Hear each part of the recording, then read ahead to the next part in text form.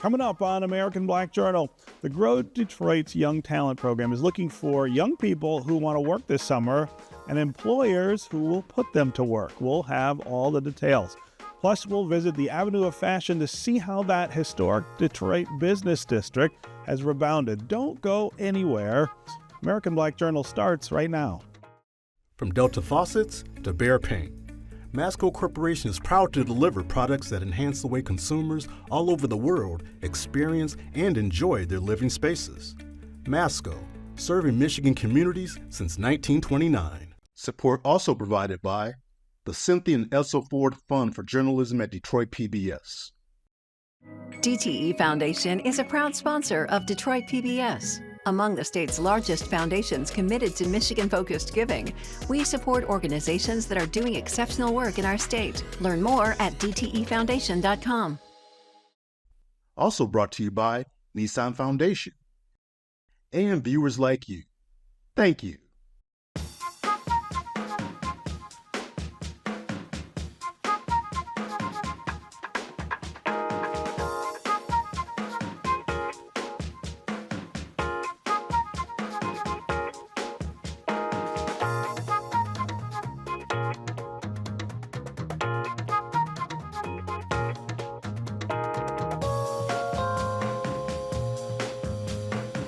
Welcome to American Black Journal. I'm your host, Stephen Henderson.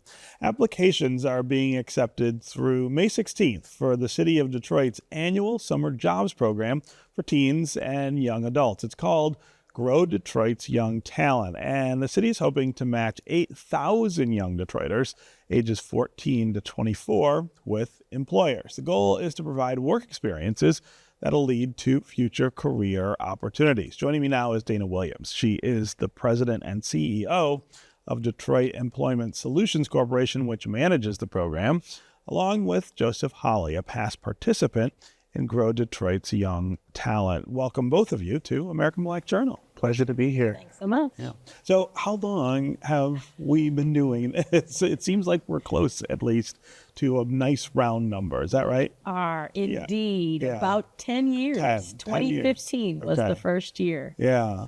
And the importance of this, of course, is having opportunities for young people in the city to do something productive during the summer, but also connecting them with future opportunity, things that might change their lives later. Absolutely.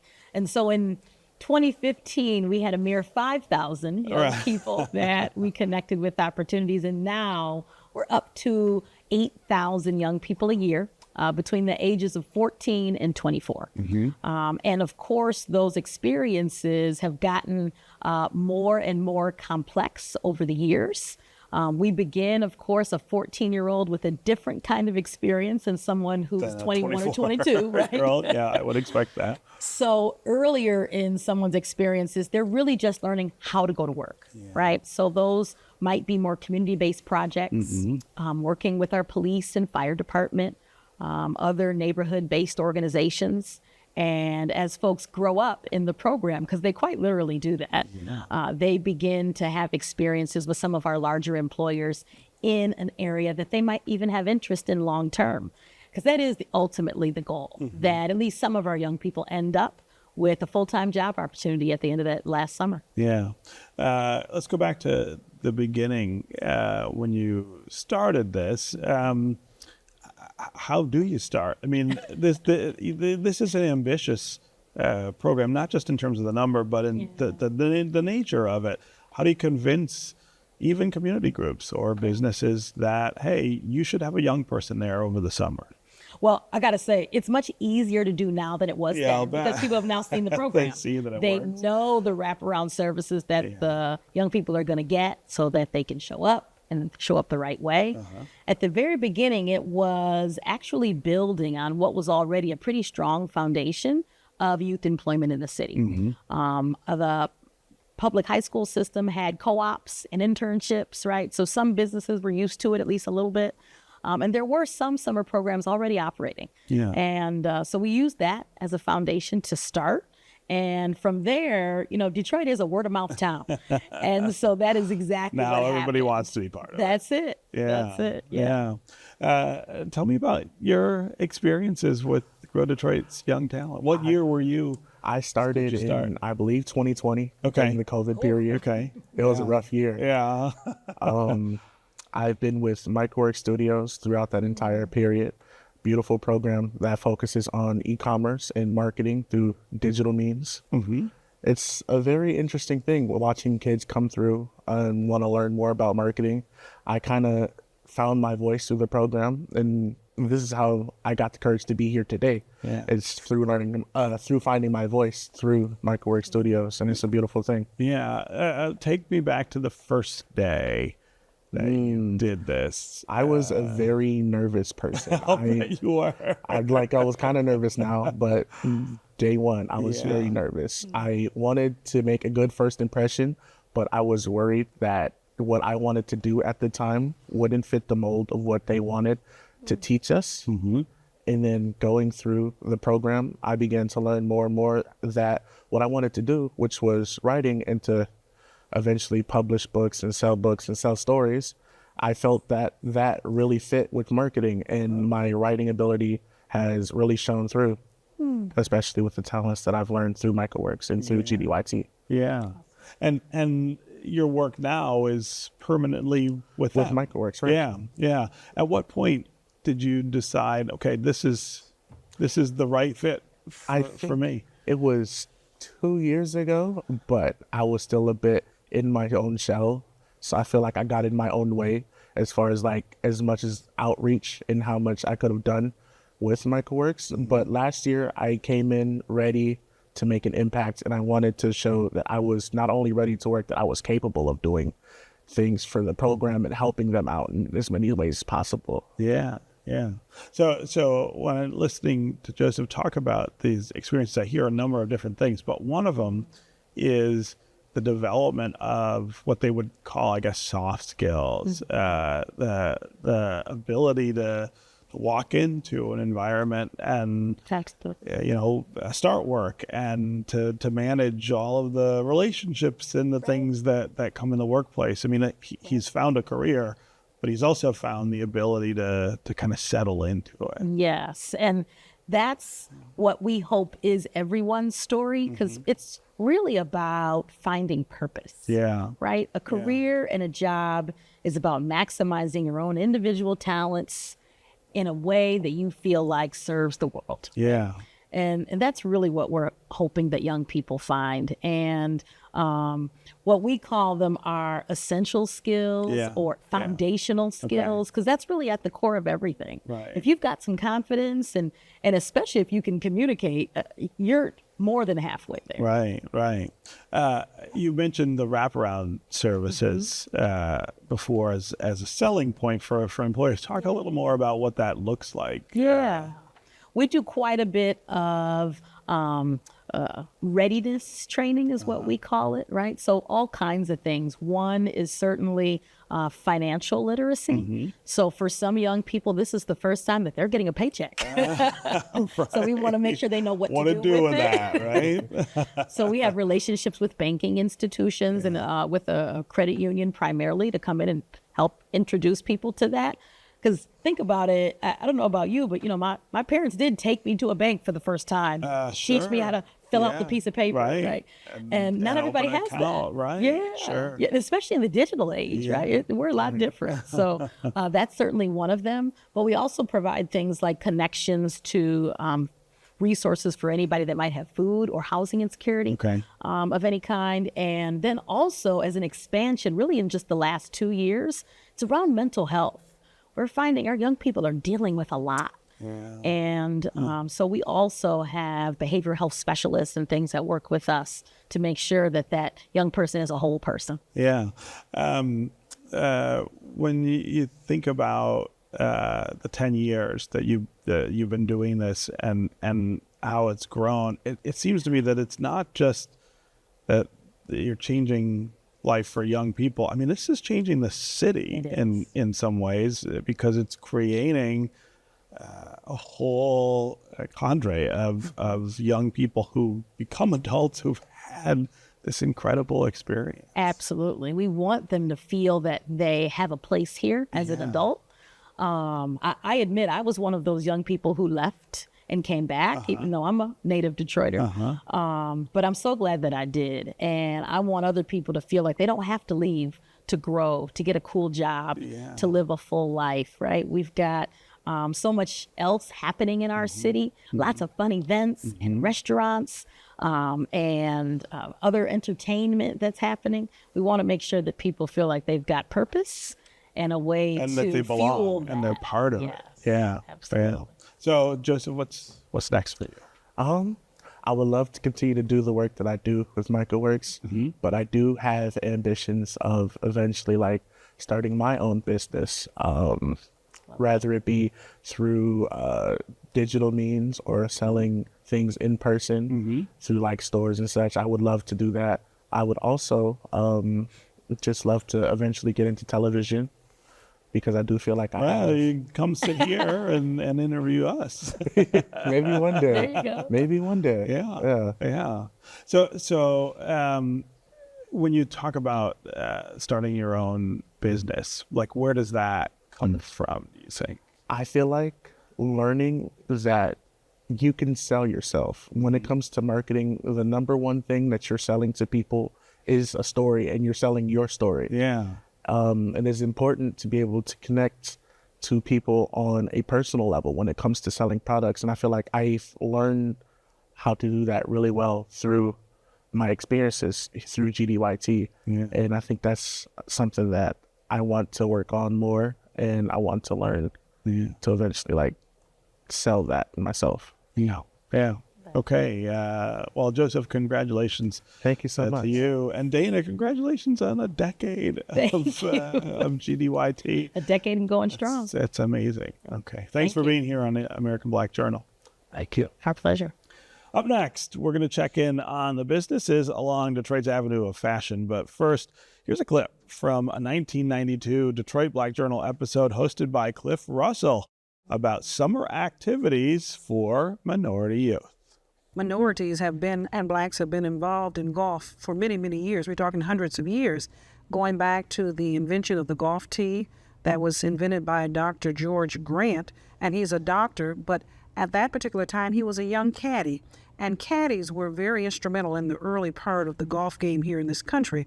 Now, from one segment, you could have thought of them as the beast of burden. But when you really understand golf and understand that that's a science, and it's a lot involved, the caddies play 70% of the major footwork and direction and so forth of a lot of golfers. And that's telling the golfers what club to play, what slant the green may have, what the terrain is. What the direction of the wind, etc. So it's very important that you have someone there as a calming effect also. But golf here, we played a very instrumental role here in this country, from inventing different artifacts to the game. And we can go back as far as who designed some of the golf courses. But I do and will be addressing some other problems that because of lack of exposure and lack of opportunities for minorities to start out at an early age in golf, we do not get the involvement of the community or the awareness of their parents. I'm afraid a lot of people don't even associate golf with young African Americans. Kelvin Wise, I would imagine some of the similar situations exist in tennis. It does, Cliff. Many times we find that if we can get a child to become exposed to the game, they will pick it up and continue on playing with it. But many times kids are apprehensive because it is not a game that they're very familiar with. It's not a game that they've seen maybe an older brother or a parent even playing. So they see people playing sometimes on neighborhood courts, but they won't even venture over because of their unfamiliarity with the sport. Is that the fault of the educational system, or are we, because there have been black tennis champions for quite a long time. What about it that never caught on with a mass popularity with young people? Well, tennis has caught on, but it's caught on in spurts. When Arthur Ashe was very big, when Althea Gibson was very big and very popular, there were a large number of blacks playing then, and then it kind of died off. And now we're seeing a resurgence again. There's Zena Garrison, Laurie McNeil, there's Maleva Washington from Michigan, and we're beginning to see another resurgence there because we're seeing now the kids have black role models that they can identify with. Now we've got a truly Detroit story for you about the historic business district known as the Avenue of Fashion. Now, this stretch of Livernois between 7 and 8 Mile roads was a bustling hub for exclusive clothing stores during the 1950s and 60s. It declined after the arrival of shopping malls, but now the Avenue of Fashion has rebounded with high-end retailers, many of whom are African-American owned. One Detroit's Bill Kubota has the story. Livernois. Everybody that I know always called it Livernois. Livernois. Might be called Livernois the further north you go, but here around 7 Mile Road on Detroit's west side, it's the Avenue of Fashion, a shopping destination once again. Not just retail, there's fine dining too. The restaurants really create the foot traffic. For each restaurant, you might have 200-300 people come through a day, and they just walk up and down the street. 6-7 decades ago, the Avenue of Fashion then, B. Siegel, a major Detroit retailer known for its women's wear with an outlet here, and more dress shops at a strip of stores called Williamsburg Row. The 1967 rebellion led to the Avenue's long slide, but in recent decades, clothiers have come back, like the Times Square men's store helping hold down Williamsburg Row on Livernois since 2010. What was it like down here back then? It was a struggle. A lot of, buildings have not yet been occupied yet. Far more recent challenges, a major streetscape project in 2019 that reduced customer traffic and sales. Then came COVID, then the bounce back. The streetscape appears to be paying off for proprietors like Algernon Bartel, a staunch Detroiter through and through. Bartel tells us how his Times Square store came to be. I used to hate New York until I went to New York. I don't know if you remember Stevie Wonder had that song, Living for the City, when he was blind and he heard the sounds of New York, and that's just how it was. Living just enough for the city. And then I was like, wow, this city just blew me back. Some of the merchandise sold off the rack, but Bartel specializes in custom tailoring. Custom name, Algernon Bartel. Then the shirt, Algernon Bartel. There's some of the things I like, little plaid. It's an older suit, but it still looks good on me. My story is so unique because I started from a raggedy van. The clothing business, someone was going out of business and asked me, could I sell a suit? I'm like, I don't sell no suit. So I tried it. I would go to barbershops, go to churches, go to people that I knew, and sold clothes out of my van. To get outfitted by Bartel, it starts in black. Black suit, then you need this blue suit. We call this the Obama blue suit, my #1 selling suit. A tan, everyone needed tan. You need a tan suit. Summer, this is a 9-month-year suit. Can't wear it in December to April, but you need a tan suit. It's a nice suit. Gray, always need a gray. You can never go wrong with a nice, clean gray suit. Bartel's friends and customers, a who's who of lawyers, politicians, celebrities on the Times Square Wall of Fame. Along with the suits, the ties, the shoes, he's dressing young men for the prom. Well, this is Detroit, the Avenue of Fashion, which offers what you might call Detroit swag. You can go anywhere in the country. It'll come up, where you from? I'm from Detroit. Yeah, we can tell. So, yeah, we do have a swag about us. The kind of swag acclaimed collage artist Judy Bowman captures in her work. A swag she recalls growing up on the East Side many years back.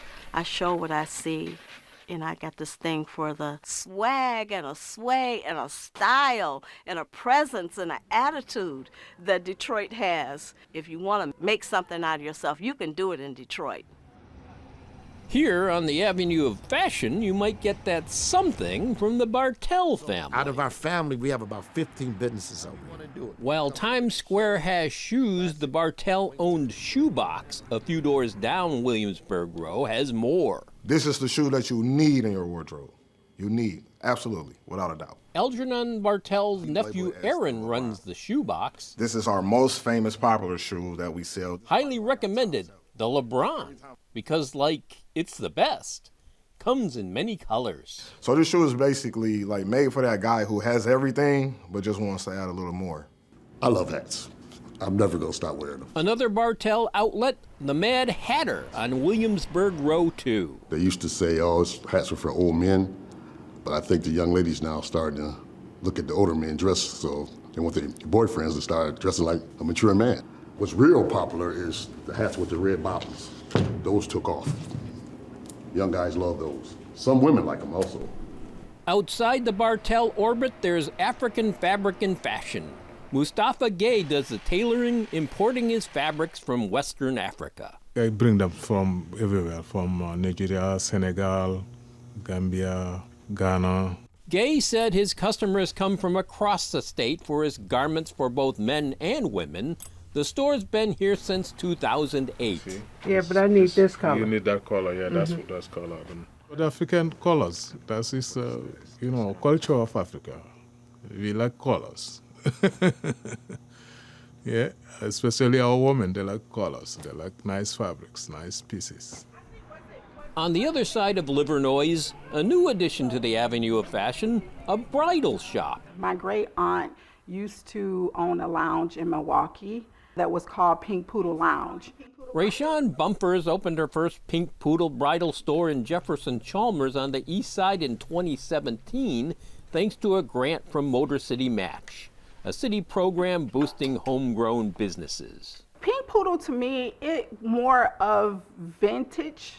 It gives that vintage vibe and elegance. Bumpers got another Motor City Match to start her second store, which opened here this spring. She worked in the automotive and education industries for 2 decades before she started Pink Poodle. So I knew that it was a strong possibility that I was going to get laid off of work. So I started planning a business, but I started planning this business around what I was passionate in. My story is connecting with young girls and women at the most happiest time in their lives. Are we saying yes to the dress? Yes. We are just grabbing that baton and pushing the Avenue of Fashion forward with the helps of the businesses that's been here. It's been here a long time, and we're very appreciative of it. If you want a beautiful Lions Honolulu blue mink, there's no place but the Avenue of Fashion on Livernois to come and get it. Go Lions. Super Bowl, baby. See Granston Bullard, clothing designer and entrepreneur, another highlight on the Avenue. There's ready-to-wear garments that we have in this location, but I would say about at least 60% of the garments here are samples that you order from. This is, Bullard says, haute couture, custom-made clothing, the kind more easily seen in magazines. You can come by his shop, but by appointment only. This is a one-of-a-kind sheared beaver and rainbow fox Antarsia. Of course, you know this fur has been dyed. If you see an animal this color, run for your life. Bullard trained as a furrier in Chicago many years ago. That each one of these has been sewn in. He learned this trade in which few are versed in these days. All these are hand sewn in. This garment retails for about $14,000. My mother was a dressmaker on Livernois, and fashion was always in my household. My mom made all our clothes, so I basically was dressed like a prince when I was a kid. Bullard started out making leather neckties right out of high school. Some from Napa Lamb and Python, sold by the likes of Hughes and Hatcher, a downtown Detroit clothing store gone long ago. With his furs and other high-end fashion accessories, he's built connections with apparel distributors around the world. These garments are engineered, and they have the latest in technology. The latest in technology in tanning, which has changed dramatically over the last 30 or 40 years. Natural fibers are making a big comeback. And leather, lambskin, wool, they are making a comeback with people that want to buy things that last, that start kind of getting tired of buying disposable clothing. Bullard's expanding with a bigger showroom next door to be open to walk-ins, and he's looking to build more Granston stores around the Midwest. In this online world where so many bricks and mortar stores have been lost, the survival of these stores on the avenue relies on that old-fashioned approach, personal service. You got an online presence, but that's not my customer. My customers see, touch, feel. Still room for redevelopment and growth on the avenue. The specialty shops, boutiques, restaurants keep coming. And maybe a multi-use project including residential, amping it up here on Livernois. We're looking for big things. It's getting bigger and better. The Avenue of Fashion is it now. This is it. We are the ones. That's going to do it for us this week. You can find out more about our guests at AmericanBlackJournal.org, and you can connect with us anytime on social media. Take care, and we'll see you next time. This program is made possible in part by Timothy Bogert, Comprehensive Planning Strategies. From Delta Faucets to Behr Paint, Masco Corporation is proud to deliver products that enhance the way consumers all over the world experience and enjoy their living spaces. Masco, serving Michigan communities since 1929. Support also provided by the Cynthia and Elsa Ford Fund for Journalism at Detroit PBS. DTE Foundation is a proud sponsor of Detroit PBS. Among the state's largest foundations committed to Michigan-focused giving, we support organizations that are doing exceptional work in our state. Learn more at dtefoundation.com. Also brought to you by Nissan Foundation. And viewers like you. Thank you.